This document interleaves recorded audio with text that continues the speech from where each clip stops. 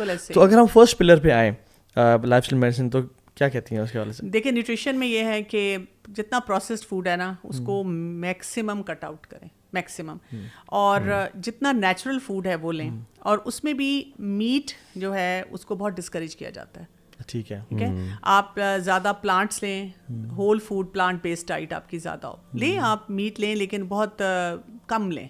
अब आप जो गोश्त खाने वाले हैं, अब मैं देखती हूँ हर खातून का ये मसला है कि जी शौहर टेबल पे गोश्त नहीं है, सब्जी दाल है, तो मूड ख़राब हो जाता है। ठीक है, तो उनको भी पता होना चाहिए। और देखें ज़्यादातर मर्द ही जो हैं, अगर आप कार्डियक सेंटर में जाएं तो मर्द बैठे होते हैं वहाँ पे हार्ट डिजीज़ के साथ, क्योंकि वो ये नहीं सोच रहे हैं कि भी हमें बीमारियाँ किस वजह से हो रही हैं। अच्छा, ये जो कॉन्सेप्ट है लोगों का ना, एक और भी है कि हम खा लेंगे, गोश्त खा लेंगे, चीनी खा लेंगे, और उसको कार्डियो से जिम जाएंगे, एक्सरसाइज करेंगे तो बर्न कर देंगे।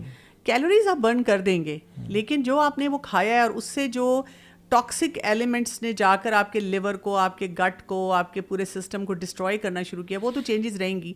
जैसे हम बहुत से स्लिम फिट लोगों को देखते हैं, उनको भी ब्लड प्रेशर है, उनको कैंसर हो जाता है, उनको कोई और ऐसी डिजीज़ हो जाती है हमारी आंखों के सामने, और फिर हम कहते हैं इनको कैसे हो गई, और फिर हम कहते हैं शुक्र है हमने डाइटिंग नहीं की, हमने डाइट कंट्रोल नहीं की, हम सब कुछ खा रहे हैं।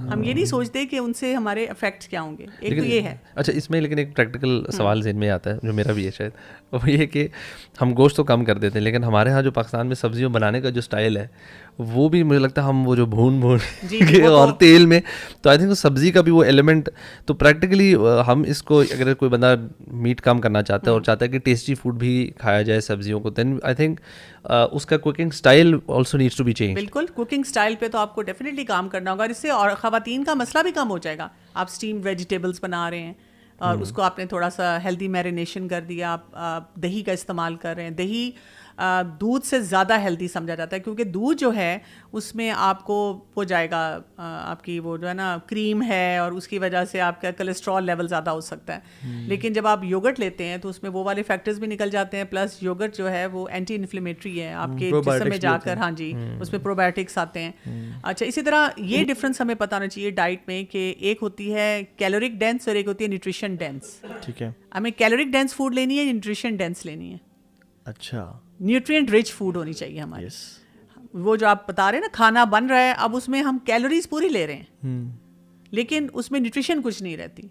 बिल्कुल। तो न्यूट्रिशन जो होती है ना, उसको वैल्यू दी जाती है। इसीलिए आप देखें कि जैसे कच्चे फल सब्जियां, हमारा सिर्फ मसला ये होता है कि उसमें भी फर्टिलाइजर्स इतने डले होते हैं कि कच्ची चीज़ खाएं तो उसके भी इफेक्ट्स आते हैं। फिर उसके लिए कुछ एक्सपर्ट्स कहते हैं कि सैलेड भी अगर आप बनाएं तो थोड़ा सा उसको सॉटे कर लें, या जब सब्जी आप लेकर आते हैं तो उसको थोड़ा आप 15-20 मिनट पानी में डिप रखें, ताकि वो फर्टिलाइजर्स के इफेक्ट्स जो हैं वो उसमें से निकल जाएं। क्विक वॉशिंग ना करें। और इसी तरह से अपने टाइमिंग्स देखें, यानी फाइबर बढ़ाएं, नमक को कम करें, एडिड सॉल्ट ना लें। हमारे तो देखें, हम सूप पीने जाते हैं तो सूप आप पी रहे हैं, अब आप सूप में फिर आप बहुत सारी चीज़ें डाल रहे हैं, नमक छिड़क के हम डालते हैं, तो नमक भी बहुत बुरा है। व्हाइट सॉल्ट तो बिल्कुल ही इग्नोर करें, पिंक सॉल्ट की तरफ आ जाएं। जी बिल्कुल, ये जो फाइन सॉल्ट हमारा मिलता है ये बहुत ख़तरनाक है। तो इन चीज़ों को ग्रेजुअली आहिस्ता आहिस्ता आप एलिमिनेट करना। इतनी ज़्यादा हो गई ना, यानी जो प्रोसेस्ड खाना है, डबल रोटी देखें प्रोसेस्ड है, सॉसेजेस आ रही हैं वो प्रोसेस्ड हैं, कितने जो है ना वो घर में जो भी चीज़ क्विकली अवेलेबल है वो प्रोसेस्ड है। सैंडविचेस अब ब्रेड के बगैर नहीं बन पा रहे। उसमें आप ये कि मल्टी ग्रेन ब्रेड ले लें। आप देखें ना, आप ऑल्टरनेटिव देखें कि कौन सा बेहतर है। आटा चक्की का ले लें, छना हुआ ना लें। वैसे भी सुन्नत के मुताबिक है कि रसूलुल्लाह सल्लल्लाहु अलैहि वसल्लम ने कभी छना हुआ आटा जो है ना उसकी रोटी नहीं खाई। तो हम तो छानते हैं। मैं कई लोगों से जब पूछती हूँ चक्की का आटा, बड़े आराम से कहते हैं हाँ जी चक्की का आटा। फिर मैं पूछती हूँ छानते तो नहीं? हाँ जी छानते तो हैं। तो मैं कहती हूँ छानना ही तो नहीं है उसको, आपको छने बगैर लेना है। इसी तरह मल्टी ग्रेन ब्रेड लें, और इसी तरह अंडा अगर आप लेते हैं तो अंडे भी बहुत ज़्यादा नहीं लेने चाहिए। कुछ लोग डेली खाते हैं तो क्योंकि उससे कोलेस्ट्रॉल लेवल आपका बहुत हाई होगा। और ये भी देखा गया है कि जो ज़्यादा फ्रीक्वेंट अंडे खाते हैं उनको डायबिटीज़ जल्दी हो जाती है, ब्लड प्रेशर, हाइपरटेंशन, ये सब चीज़ें जो है ये बीमारियां उनकी बढ़ जाती हैं। और वैसे भी अगर हम तिब्ब नबी को पढ़े ना तो रसूलुल्लाह सल्लल्लाहु अलैहि वसल्लम का जो दस्तरखान था उस पर एक टाइम पे एक खाने से ज़्यादा नहीं हुआ करता था। यानी ही never use to mix two foods. अगर आपने फॉर एग्जांपल राइस ले रहे हैं उसके साथ वो गोश्त का सालन भी बना हुआ है और सारा, हमारे यहाँ जब तक 2-3 डिशेस ना हो ना हम कहते हैं भाई कोई मसला, कोई फाइनेंशियली कोई मसला तो नहीं हो गया, कोई गरीब हो गए क्या हो गया भाई। हालांकि दिस इज़ क्योंकि मैदा आपका है, मैदे ने एक चीज़ को च्यू करना है, अब्जॉर्ब करना है, आप उसके ऊपर, और हमारे यहाँ सुबहानअल्लाह जो बुफे का कॉन्सेप्ट है, इसमें तो यहाँ से मीठा भी जा रहा है, यहाँ से ग्रीन टीज़ भी जा रही हैं और सब कुछ। अच्छा, इसमें अब जैसे मदर्स आती है ना मेरे पास, तो अक्सर मदर्स का पीडियाट्रिक्स में यही ज़्यादातर मेजॉरिटी का ये रोना होता है, बच्चा पेट भर के नहीं खाता, बच्चा पेट भर के नहीं खाता। तो मैं कहती हूँ पेट भर के तो खाना नहीं चाहिए। आपने वो हदीस नहीं सुनी कि मतलब एक हिस्सा खाना, एक हिस्सा पानी और एक हवा खाली ना। अच्छा 2 सेकंड तो दे आर शॉक ना, उनको बिल्कुल समझ नहीं आती कि वो मुझे क्या बोलें। फिर वो देखती है मुझे, फिर वो कहती है नहीं वो बात आपकी ठीक है, लेकिन फिर भी पेट तो भरना चाहिए ना। तो वो इतना पेट भरने का कॉन्सेप्ट हमारे यहाँ पे है ना कि पोर्शन साइज नहीं हम कंट्रोल कर पाते। तो अब आप देखें कि आपको खाना पड़ा है, पोर्शन साइज कंट्रोल करें। इसी तरह से जैसे आपने ये बात की ना मिक्स करने का, आप मीठी चीज़ पहले खाएं, उसको थोड़ा टाइम दें एब्जॉर्ब होने का, फिर नमकीन। अब मैं इस रमज़ान में ये कोशिश कर रही हूँ, इवन मेरे घर वालों को लगता है कि आप क्या आपने अपनी ज़िंदगी को मुश्किल बनाया हुआ है, but I am feeling so uplifted, मेरा एनर्जी लेवल ज़्यादा है, मैं बहुत से काम ज़्यादा बेहतर कर पा रही हूँ कि पहले खजूर ले ली, थोड़ा सा फल ले लिया, फिर गैप दे दिया, फिर उसके थोड़ी गैप के बाद पानी पिया, उससे ब्लोटिंग नहीं होती आपको। वो साथ ही हम पानी पी रहे हैं, साथ ही स्कंजवीन पी रहे हैं, साथ ही नीला पीला शरबत, साथ ही वो पकौड़ा उठ रहा है, साथ ही वो नमकीन मीठा। आई मीन बेचारा स्टमक जो है वो क्या कर रहा है। कभी आप किसी स्टमक को बुला के उसका इंटरव्यू लें। सही बात है, वो तो कहेगा भाई ऊपर देख रहे क्या क्या आ रहा है यार, अल्लाह ये क्या आफात नाजिल हो रही है हमारे ऊपर। अच्छा वो यानी मैं एक सुन रहा था एक बंदे को, वो कह रहे थे कि खाने से आधा घंटा पहले पानी पिए और खाने 1.5 घंटे बाद पानी पिए, दरमियान में ना पिए। और जब हम कहते हैं कि नहीं लेकिन वो खाया नहीं जा रहा होता, तो वो इस वजह से है कि हम उसको प्रॉपर्ली च्यू नहीं करते। क्योंकि जब हम प्रॉपर्ली च्यू करेंगे तो हमारा सलाइवा जो है वो ऑटोमेटिकली उसमें मिक्स होता जाएगा और लेके जाएगा फूड को नीचे ना हम। और आप देखिए अगर हम आराम से च्यू करेंगे तो थोड़ा खाएंगे। तो इवन ये मिट्टी के बर्तन का इस्तेमाल बड़ा अच्छा है, इसमें पकाएं। फिर ये जो कैनोला और ये कॉर्न ऑयल्स हैं इनको बिल्कुल छोड़ें, सरसों का तेल भी आए। और हमने रिसेंटली घर में यही शुरू कर किया कि इवन पकोड़े भी वैसे तो हम एयर फ्राई करते हैं, समोसे पकोड़े वेजिटेबल, लेकिन अगर कभी फ्राई करने दिल भी चाह रहा हो ना तो सरसों के ऑयल में फ्राई कर लेना। इवन हमने घर में जो कटलेट्स और कबाब बीफ बनाए हुए हैं उनको भी सरसों के तेल में, और वो भी लाइट सा बिल्कुल 2-3 ड्रॉप्स डाले कि वो पक जाएं आराम से।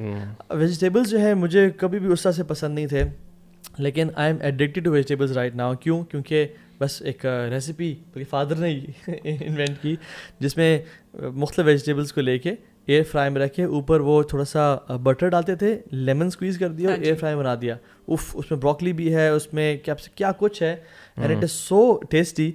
असल बात यह है कि अगर हमें नॉलेज होना शुरू हो जाए ना तो हम शायद ब्रेड को ना हकारत की नज़र से देखें, यानी जो वाइट ब्रेड है, ठीक है, और जो हमें ऐसा खाना है जो अब जैसे कल हमें बाहर से कुछ खाना वगैरह आया, वो पहले देगी खाना आता था, उसका क्या टेस्ट है, उसमें कौरमा भी है, उसमें राइस भी है, उसमें वो डिफरेंट स्वीट्स भी थी।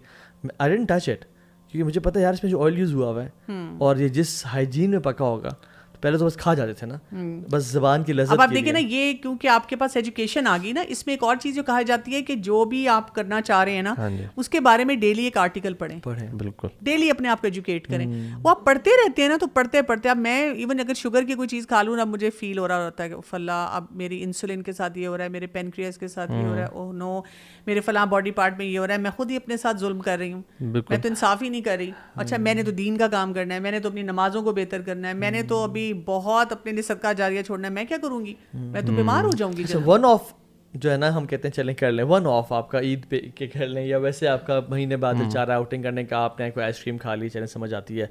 बट रोज़ाना तरावी से वापसी पहल भी आपके लिए पॉइंट एक, आप मुझे अपना बता रहे थे रोज वापसी में मेरा दिल करता है कि ये खुद मुझे बता रहे थे कि मैं अपनी वाइफ और बच्चों से पूछता हूँ कि आप लोगों का दिल तो नहीं कर रहा कुछ खाने का, फिर अंदर से मेरा कर रहा होता।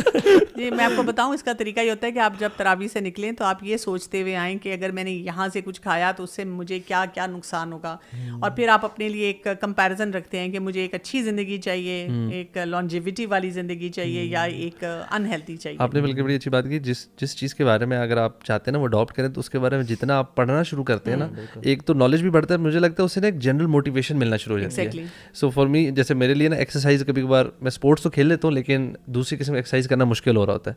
So if I am looking at उसके बारे में आर्टिकल्स पढ़ रहा हूँ या कोई इंटरेस्टिंग वर्कआउट्स देख रहा हूँ या कोई ऐसी चीज़ देख रहा हूँ कि अच्छा मेरे घर में क्या चीज़ है, मैं क्या कर सकता हूँ, तो उससे इतनी ज़्यादा मोटिवेशन मिल रही होती है कि आप ना एक्शन करते हो. दूसरा जो आपने पहले भी बात की ना कि कुछ ना कुछ कर लें.